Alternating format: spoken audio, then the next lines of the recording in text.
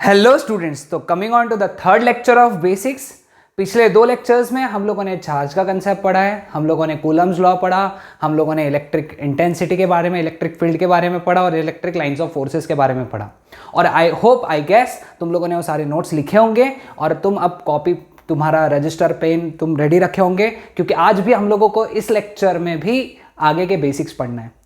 तो okay, so without wasting our time will start with our first topic which is concept of electric flux. ठीक है, तो चलो शुरू करते हैं कॉन्सेप्ट ऑफ इलेक्ट्रिक फ्लक्स। अब हम लोगों ने देखा कि एक चार्ज जहां पर है वो उसके आजू बाजू क्या बनाता है, इलेक्ट्रिक फील्ड बनाता है। ओके, अब इलेक्ट्रिक फील्ड को हम लोग कैसे रिप्रेजेंट करते हैं, पिछले लेक्चर में बताया था, इलेक्ट्रिक लाइंस ऑफ फोर्सेस से रिप्रेजेंट करते हैं। ओके, अब इमेजिन करो कि कहीं तो इलेक्ट्रिक फील्ड है, अब किसने बनाई हमको उसमें कोई इंटरेस्ट नहीं है। हाँ, इस जगह में क्या है, इलेक्ट्रिक फील्ड है। अब इस जगह में जहां क्या है इलेक्ट्रिक फील्ड, अगर मैं कोई एरिया रखता हूं, है ना, तो इस एरिया से कुछ इलेक्ट्रिक लाइंस पास होंगी या फिर ये एरिया कुछ इलेक्ट्रिक लाइंस को कट करेगा। आ रहा है ध्यान में? यहां पे इलेक्ट्रिक लाइंस ऑफ फोर्सेस है, सॉरी यहां पे इलेक्ट्रिक फील्ड है। इलेक्ट्रिक फील्ड मतलब वहां पे क्या है, electric lines of forces consider करेंगे क्योंकि उसको समझना है ना। इमेजिन कर लो यहां पे पॉजिटिव चार्ज है, यहां पे नेगेटिव चार्ज है, तो इलेक्ट्रिक लाइंस ऐसे रहेंगी, है ना। तुम धागे इमेजिन करो, इलेक्ट्रिक लाइंस यानी क्या है, धागे। अब हम लोग क्या करेंगे, यहां पे एक एरिया रखेंगे। अब क्या होगा, ये एरिया यहां रखने से कुछ लाइंस, सारी लाइंस नहीं, कुछ लाइंस इस एरिया को कट करेगी।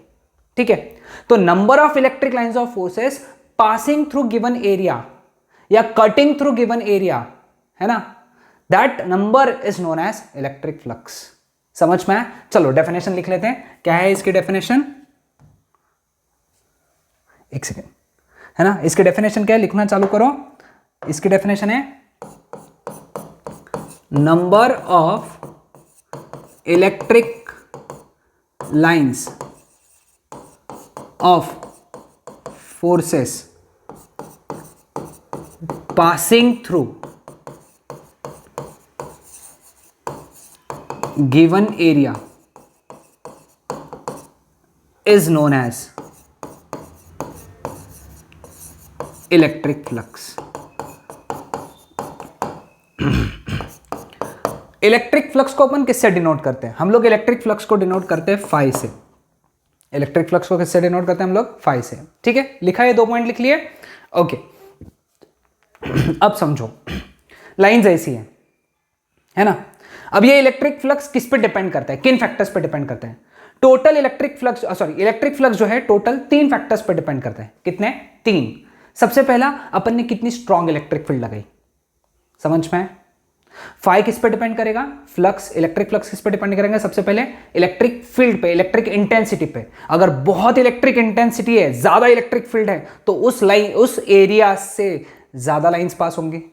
यानी फाई जो है ना, ये जो फाई है, इट डिपेंड्स ऑन, सबसे पहला ई, इलेक्ट्रिक इंटेंसिटी पे, दूसरा एरिया, है ना। अगर बहुत बड़ा एरिया है तो ज्यादा लाइंस पास होंगी उससे, छोटा एरिया है तो कम लाइंस पास होंगी। मतलब ये किस पे डिपेंड कर रहा है, एरिया पे। एरिया को अपन ds से लिखेंगे, अपन ds लिखेंगे एरिया को, है ना। तीसरा एक इंपॉर्टेंट फैक्टर है, इसको समझ के लेना। सपोज अपना पहले एरिया ऐसा है तो बहुत सारी लाइंस कट करेंगी, लेकिन अगर एरिया ऐसा है तो एक लाइन ऊपर से निकल जाएंगी, एक लाइन नीचे से निकल जाएंगी। मैं ऐसा बोल सकता क्या कि इस एरिया ने लाइंस कट ही नहीं किए, है ना। इसका मतलब एरिया के ओरिएंटेशन पे, यानी एरिया क्या एंगल बना रहा है इलेक्ट्रिक इंटेंसिटी के साथ में, इलेक्ट्रिक इंटेंसिटी के साथ में, उस पर भी तो डिपेंड करेगा। मतलब तीसरा फैक्टर क्या हुआ, orientation of ds with E, यानी इलेक्ट्रिक इंटेंसिटी के साथ में एरिया ने क्या एंगल बनाया। ठीक है, तो अब इसको विजुअलाइज करते हैं, है ना। सपोज सिचुएशन कुछ इस तरीके से हमारे पास में, देखो, है ना, हमारे पास में इलेक्ट्रिक फील्ड ऐसी है, ये डायरेक्शन में, है ना, ये डायरेक्शन में इलेक्ट्रिक फील्ड है। ओके, नाउ एरिया देखो कैसा बनाया मैंने, ऐसा एरिया बना है ना, ये एरिया है ds। अब एरिया को हम लोग विजुलाइज करने के लिए एरिया को एक वेक्टर क्वांटिटी मानते। क्या मानते? Vector quantity. सर अगर एरिया वेक्टर क्वांटिटी है तो उसका मैग्नीट्यूड होना चाहिए और उसका डायरेक्शन होना चाहिए, है ना। तो मैग्नीट्यूड बड़ा आसान है, ये जो एरिया कैलकुलेट करोगे ना ये उसका मैग्नीट्यूड है। लेकिन सर डायरेक्शन, डायरेक्शन हमेशा सरफेस को परपेंडिकुलर, प्लेन ऑफ एरिया को परपेंडिकुलर, याद रहेगा, ये याद कर लो। एरिया वेक्टर का डायरेक्शन, एरिया वेक्टर का डायरेक्शन इज उसके प्लेन को परपेंडिकुलर। जैसे ये प्लेन है ना, ये प्लेन को परपेंडिकुलर, ये हो गया ds का डायरेक्शन। समझ में आया? क्लियर? तो लेट अस से ds ने इलेक्ट्रिक फील्ड के साथ में कितना एंगल बनाया? Theta. Okay, so in that case हम लोग फाई का फॉर्मूला लिखेंगे। लिखो phi is equal to E D S cos theta. तुमको ये फॉर्मूला कैसे भी करके याद रखना है। देखो तीनों फैक्टर्स आ गए, क्या? ई आ गया, ds आ गया, ओरिएंटेशन मतलब कौन? एंगल। ओरिएंटेशन यानी क्या? एंगल। समझा? क्लियर? अब तीसरी चौथी चीज इसमें याद रखना है कि फाई जो है ये स्केलर क्वांटिटी है ना। फाई क्या है? ये स्केलर क्वांटिटी। अब देखो ये दोनों वेक्टर है, ये वेक्टर है, ये वेक्टर है, लेकिन ये स्केलर है। जब दो वेक्टर्स को मल्टीप्लाई करके आंसर स्केलर आता है तो उन दोनों वेक्टर्स का मल्टीप्लिकेशन कौन सा प्रोडक्ट होता है? डॉट प्रोडक्ट या फिर स्केलर प्रोडक्ट, है ना। इसका मतलब फाई का फॉर्मूला ये भी हो गया vector E dot vector ds। ठीक है, लेकिन जब हम लोगों को पूरे एरिया के ये छोटे से एरिया के लिए निकाला, अगर बहुत बड़ा एरिया है, डिसकंटिन्यूअस एरिया है, तो उस केस में फ्लक्स का ये फॉर्मूला भी यूज होगा, closed integral E dot es। In fact ये वाला फॉर्मूला क्लास 12th के शुरुआत में ही यूज होता है।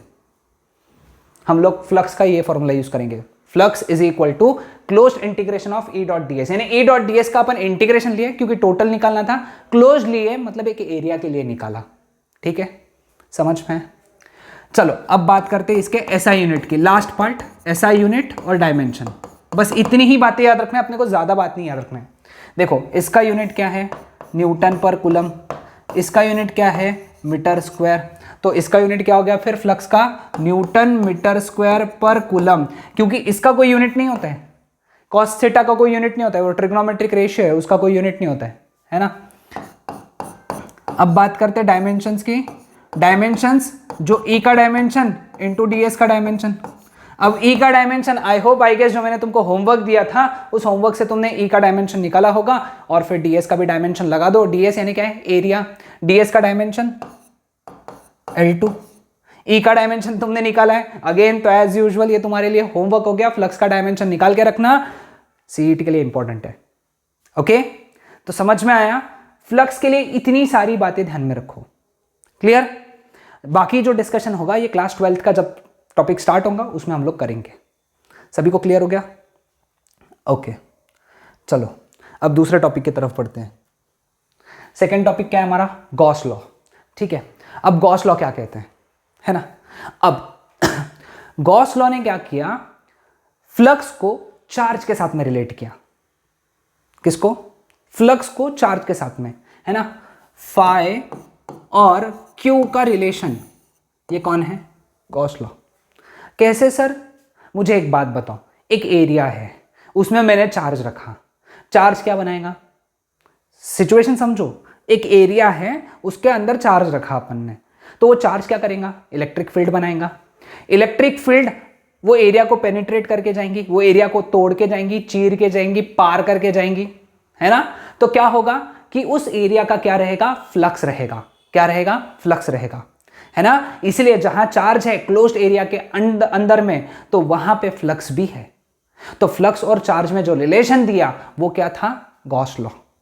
ओके, तो what does Gauss law state? Gauss law का हम लोग डायरेक्ट स्टेटमेंट लिखेंगे, इसके डेरिवेशन में हम लोग अभी इंटरेस्ट नहीं रखेंगे, ये लिख के रख लो, क्योंकि इस 12th की स्टार्टिंग, क्लास 12th इलेक्ट्रोस्टैटिक्स की स्टार्टिंग ही गॉस लॉ से होती है।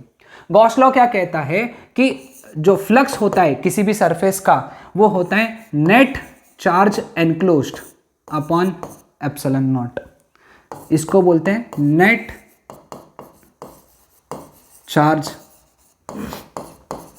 एनक्लोज्ड, है ना, अपॉन एप्सिलॉन नॉट। अगर एयर है और अगर मीडियम है तो it would be Q net upon K epsilon naught. ठीक है, समझ में आया सबको? It would be Q net upon K epsilon naught. Clear with this? तो ये था हमारा Gauss law. Clear with this? समझ में आया सबको? ओके, तो सब लोग नोट डाउन कर लेंगे गॉस लॉ, ये लिख लेंगे फॉर्मूलाज। ओके, चलो coming on to the last part which is concept of charge distribution. Okay, अब चार्ज डिस्ट्रीब्यूशन का कंसेप्ट क्या है ना? चार्ज डिस्ट्रीब्यूशन 3 प्रकार के होते हैं, यानी जब भी हम किसी भी बॉडी पे क्या देते हैं चार्ज, तो वो डिस्ट्रीब्यूट होता है, वो फैल जाता है ना? तो वो किस प्रकार से फैल रहा है उसके हिसाब से चार्ज डिस्ट्रीब्यूशन 3 प्रकार के होते हैं। ओके ओके, सो पहले चार्ज डिस्ट्रीब्यूशन पे आते हैं which is linear charge distribution. Okay, linear charge distribution में क्या होता है कि एक लेंथ पे चार्ज डिस्ट्रीब्यूट हो जाता है इस तरीके से। ठीक है, सपोज हम लोगों ने क्यू चार्ज दिया एक एल लेंथ पे, तो इस केस में हम लोग डिफाइन करते हैं एक नया quantity which is lambda. Lambda यानी चार्ज पर यूनिट लेंथ, है ना, क्यू बाई एल। समझ में आया सबको? तो lambda is linear charge density, इसको क्या बोलते हैं हम लोग? लीनियर चार्ज डेंसिटी, है ना? इसका दूसरा नाम भी है चार्ज पर यूनिट लेंथ। ये दोनों नाम याद रखने हैं। ठीक है, अब इसका एसआई यूनिट है ना, इसका एसआई यूनिट, ऊपर क्या है चार्ज मतलब कूलम, नीचे क्या है लेंथ मतलब मीटर, तो इसका एसआई यूनिट हो गया कूलम पर मीटर। ठीक है, इसके डायमेंशन, ऊपर चार्ज के डायमेंशन, नीचे लेंथ के डायमेंशन अगर सॉल्व करोगे तो वो आ जाएंगे m0 l-1 t1 a1।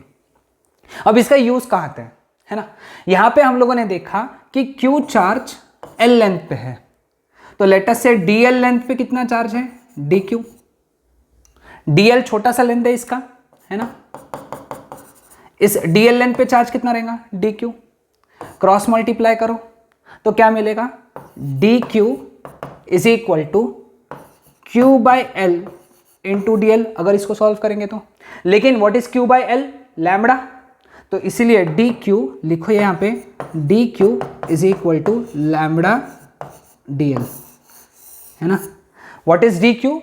Charge on length D L, charge पर यूनिट लेंथ इंटू लेंथ, ऐसा याद रखो। Charge is equal to charge पर यूनिट लेंथ इंटू लेंथ। ये भी हमारे पहले इलेक्ट्रोस्टैटिक्स है, 12th के इलेक्ट्रोस्टैटिक्स के फर्स्ट लेक्चर में बहुत काम आएगा। ठीक है, नेक्स्ट है सरफेस चार्ज डिस्ट्रीब्यूशन, है ना? सरफेस चार्ज डिस्ट्रीब्यूशन में एक सरफेस है, उसके हमने क्या किया, उसके ऊपर एरिया दे, उसके ऊपर चार्ज दे दिया, है ना? चार्ज उसके ऊपर दे दिया। ठीक है, लेट अस से ये एरिया कितना है A और चार्ज कितना दिया Q। तो इस केस में हम लोग डिफाइन करते हैं सिग्मा को, है ना? Sigma is defined as charge पर यूनिट एरिया। सिग्मा यानी क्या हो गया? चार्ज अपॉन एरिया, यानी जितना चार्ज दिया अपॉन एरिया से डिवाइड करो। इसके भी 2 नाम हैं, इसके 2 नाम कौन से रहेंगे? सरफेस चार्ज डेंसिटी, ये एक नाम है, और दूसरा है चार्ज पर यूनिट एरिया। ठीक है, ये इसके 2 नाम, जैसे इसके 2 नाम, इसके भी 2 नाम, तुम प्रॉपर कॉलम में लिखते चलो। ठीक है, अगेन इसके एसआई यूनिट की बात करेंगे। इसका जो एसआई यूनिट रहेगा वो रहेगा कूलम पर मीटर स्क्वायर। इसके जो डायमेंशन रहेंगे वो भी लिख लो, m0 l-2 t1 a1। इसके लिए अगर सेम फॉर्मूला डिराइव किया हम लोगों ने तो वो फॉर्मूला लिख दो, dq is equal to sigma ds। ये फॉर्मूला बहुत यूज होगा, है ना? यानी देखो Q चार्ज A एरिया पे दिया था, तो DQ चार्ज दिया अपन ने DS एरिया पे, क्रॉस मल्टीप्लाई किया, सॉल्व किया, तो ये आंसर आ जाएगा। ठीक है, समझ में आए?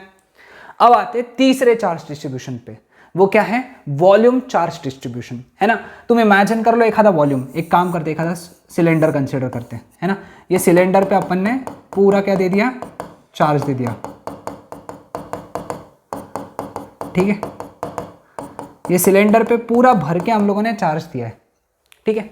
सपोज हम लोगों ने Q चार्ज दिया है और सिलेंडर का वॉल्यूम कितना है V, तो उस केस में हम लोग एक क्वांटिटी डिफाइन करते हैं रो, विच इज डिफाइंड एज जितना चार्ज दिया अपॉन टोटल वॉल्यूम, है ना। इस रो के भी दो नाम हैं, है ना। वो जो दो नाम है वो है वॉल्यूम चार्ज डेंसिटी लिख लो, या फिर चार्ज पर यूनिट वॉल्यूम, ठीक है ना। ये इसके दो नाम, जैसे इसके दो नाम, इसके दो नाम, उसके भी दो नाम, है ना। अगेन अब बात करेंगे किसकी हम लोग, एसआई यूनिट की। तो एसआई यूनिट क्या रहेगा इसका, ऊपर क्या है चार्ज तो कूलम, नीचे क्या है वॉल्यूम तो मीटर क्यूब, है ना।